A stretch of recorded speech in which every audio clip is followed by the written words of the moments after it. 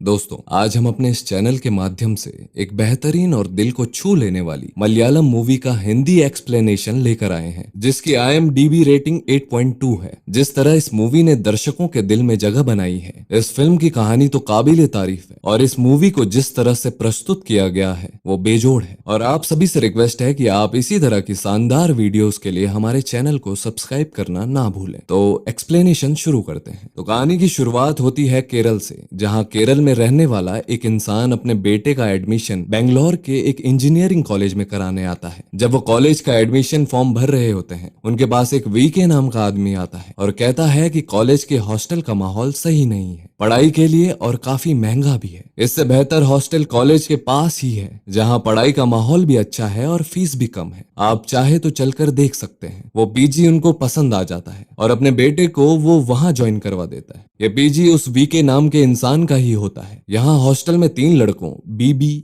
अज्जू और सांतन की अच्छी दोस्ती हो जाती है और उस हॉस्टल में रात को बियर, सिगरेट और शराब की पार्टी होती है, जिसमें ये तीनों भी इंजॉय करते हैं। जबकि बीके ने इनके पेरेंट्स को बताया था कि यहाँ ऐसा माहौल नहीं है। इसके बाद जब ये तीनों कॉलेज जाते हैं, इनकी मुलाकात अपने सीनियर से होती है, जिसका नाम कुटियन होता है। और कुटियन की कॉलेज में गैंग होती है। कॉलेज में जहाँ कुटियन इन तीनों को सीनियर होने के कारण काफी परेशान करता है। कुटियन गैंग के लड़के वी के पीजी के लड़कों को बहुत मारते हैं। वो लड़का अपने पीजी में जाकर अपने दोस्त को बताता है।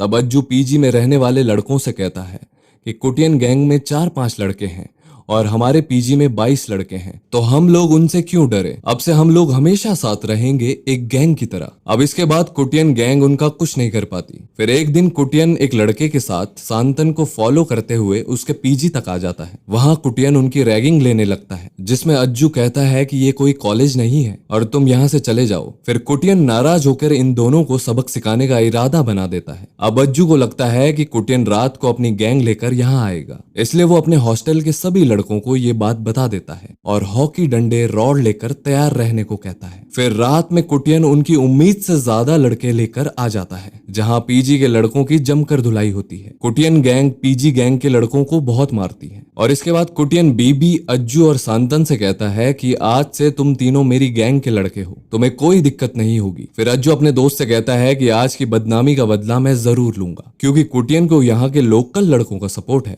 इसलिए हम लोग मार खा गए। अब से हम भी यहाँ के लोगों का लोकल सपोर्ट बनाएंगे। अब ये तीनों यहाँ के लोकल बार में जाते हैं और यहाँ के लोकल गुंडों से कांटेक्ट बनाने का प्रयास करते हैं। काफी दिनों तक बार में जाने के बाद वो वहाँ के लोकल गुंडों से कांटेक्ट नहीं बना पाते। एक दिन ये तीनों बार में बाथरूम करने जाते हैं, तो वहाँ एक पतला दुबला आदमी, जिसने अपने हाथ व गले में काफी सोना पहना होता है, मुंह में सिगरेट जलाकर बाथरूम करने की कोशिश कर रहा होता है। वो अपनी जलती हुई सिगरेट बीबी को पकड़ाता है और बीबी उसको पकड़ लेता है। बाथरूम करने के बाद वो आदमी अपनी सिगरेट बीबी से लेकर धुआं उड़ाते हुए बार की टेबल पर बैठ जाता है। ये तीनों इस आदमी की पर्सनैलिटी को देखकर सोचते हैं कि ये कोई रईस ज्यादा होगा, पर थोड़ी देर बाद बार का मालिक इस आदमी को हाथ जोड़कर नमस्कार करता है, जबकि इस बार का मालिक अपने एरिया का बहुत बड़ा गुंडा होता है। बीबी, अज्जू और सांतन इस दृश्य को देखकर तीनों सन्न रह जाते हैं और समझ जाते हैं कि ये कोई नामचीन बदमाश है। फिर ये तीनों उसके पास जाकर उससे बात करते हैं। वो बीबी को देखकर कहता है कि अरे,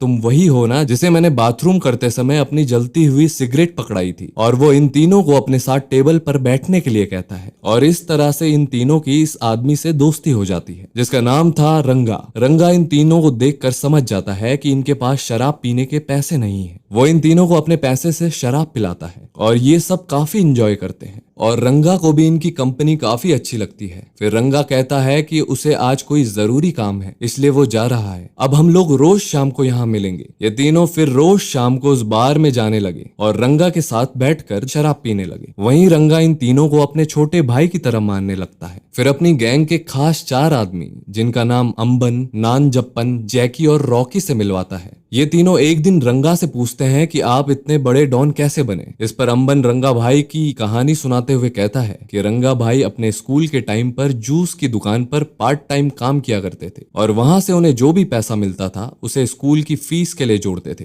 जूस की दुकान के मालिक को रंगा भाई अपना बड़ा भाई मानते थे, लेकिन वो इंसान धोखे से रंगा भाई का जमा पैसा शेयर बाजार में लगा देता है और उस पैसे की कीमत कुछ समय बाद 10 गुना हो जाती है। जूस की दुकान का मालिक उस पैसे से रंगा भाई को को एक छोटी सी जमीन खरीद कर दे देता है। फिर एक दिन उनकी जूस की दुकान पर रेड्डी नाम का एक बहुत बड़ा गुंडा आता है, जहाँ रेड्डी के आदमी रंगा को परेशान करने लगते हैं। रंगा उनकी खूब पिटाई करता है, जिसको देखकर रेड्डी काफी खुश हो जाता है और रंगा को अपनी गैंग में शामिल कर देता है और वो रंगा के माध्यम से अपने दुश्मनों को मरवाता है। रंगा के दम पर रेड्डी अपनी पावर बेंगलोर तक बना लेता है। इसके बाद रंगा अपनी खुद की गैंग बनाता है। जो रंगा की जमीन थी उस पर एयरपोर्ट बनने वाला होता है और उसकी जमीन की कीमत बहुत ज्यादा हो जाती है। अब जूस की दुकान का मालिक रंगा की जमीन को हड़पने की कोशिश करने लगता है, जिसका पता चलते रंगा गुस्से में आकर उसको अपने घर में मारकर वहीं दफन कर देता है। रंगा की कहानी सुनकर वो तीनों शॉक हो जाते हैं। उनको लगता है कि ये कोई फिल्म की कहानी चल रही है। फिर एक दिन रंगा इन तीनों को अपनी गैंग के साथ लेकर जा रहा होता है और रास्ते में लड़ाई हो जाती है,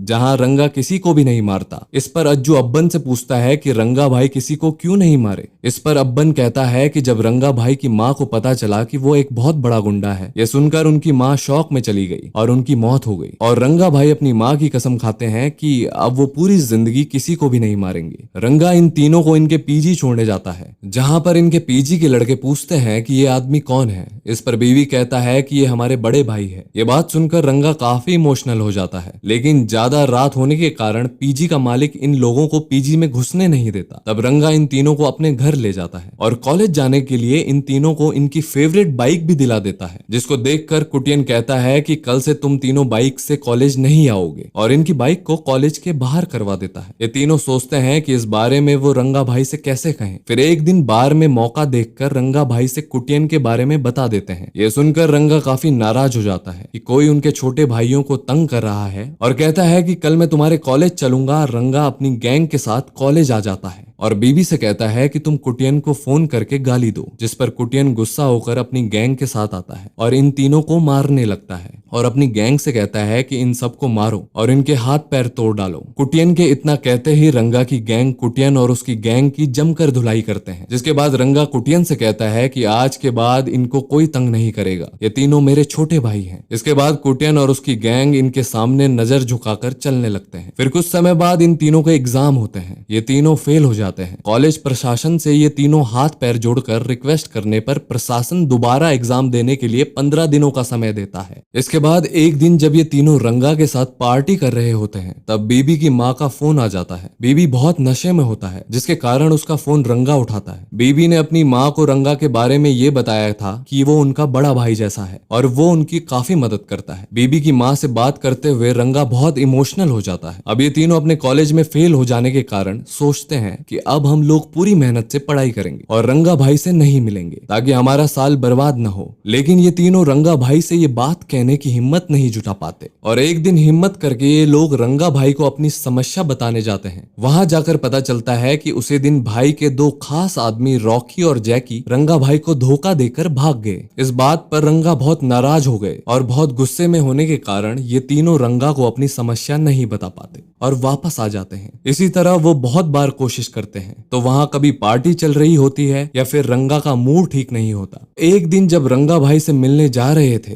तब रास्ते में रेड्डी के आदमी उनको उठा ले जाते हैं। तब ये तीनों रेड्डी से कहते हैं कि हम लोग यहाँ पढ़ाई करने आए हैं, आप हम लोगों को इस मामले से दूर रखो। फिर रेड्डी कहता है कि तुम लोग रंगा के खास आदमी हो और तुम लोगों को मैं एक शर्त पर जाने दूंगा, तुमको बताना होगा कि रंगा किस टाइम पर अकेला रहता है। इस बात पर ये तीनों एक दूसरे को देखने लगते हैं और वहां से रेड्डी इन तीनों को जाने देता है। फिर ये लोग अपने पीजी आकर इस समस्या का समाधान निकालने के लिए आपस में बात करते हैं। बीबी कहता है कि यहाँ से निकलकर घर चलते हैं, अगले साल किसी दूसरे कॉलेज में एडमिशन ले लेंगे। इसके लिए ये दोनों मना कर देते हैं कि इनकी वजह से हम अपना साल क्यों खराब करें। एग्जाम के 14 दिन बचे हैं, हम लोग यहाँ से कहीं दूर रूम ले लेते हैं और इस बात पर ये तीनों मान जाते हैं और कहीं दूर कमरा ले लेते हैं और बीवी अपना फोन भी बंद कर देता है। ये लोग बिना रंगा को बताए दूसरी जगह पर रहने लगते हैं। कुछ दिन बाद ये लोग टीवी पर रंगा को देखते हैं। वो कुटियन और उसकी गैंग को खूब मार रहे होते हैं और बीबी, अज्जू और सांतन के बारे में पूछ रहे होते हैं। रंगा को लगता है कि इन तीनों का अपहरण हो गया है। ये खबर देखने के बाद बीबी अपना फोन ऑन कर देता है और देखता है कि रंगा भाई ने उन्हें खूब कॉल करे हैं। इसके बाद बीबी रंगा को कॉल मिलाकर कहता है कि हम ठीक हैं और कल आपसे मिलने आएंगे। फिर ये तीनों रंगा के पास जाते हैं और रंगा को सारी बात बता देते हैं। ये बात सुनकर रंगा काफी गुस्सा होने लगता है और इन तीनों को मारने के लिए उनकी तरफ जाता है, लेकिन लेकिन मारता नहीं है क्योंकि वो इन तीनों से बहुत प्यार करता है। फिर रंगा बहुत इमोशनल हो जाता है और अकेले में जाकर रोने लगता है। फिर सोचता है कि किस तरह हमसे लोग दूर हो जाते हैं, जिसको भी मैं अपना मानता हूँ वो हमसे दूर चला जाता है। पहले वो जूस वाला जिसको मैं अपना बड़ा भाई मानता था, और उसके बाद माँ भी मुझे छोड़कर चली गई। इसके बाद रंगा अपने आदमियों को फोन मिलाता है। ये देखकर ये तीनों डर जाते हैं कि रंगा भाई अपने आदमियों के साथ मिलकर हमें मरवा देगा,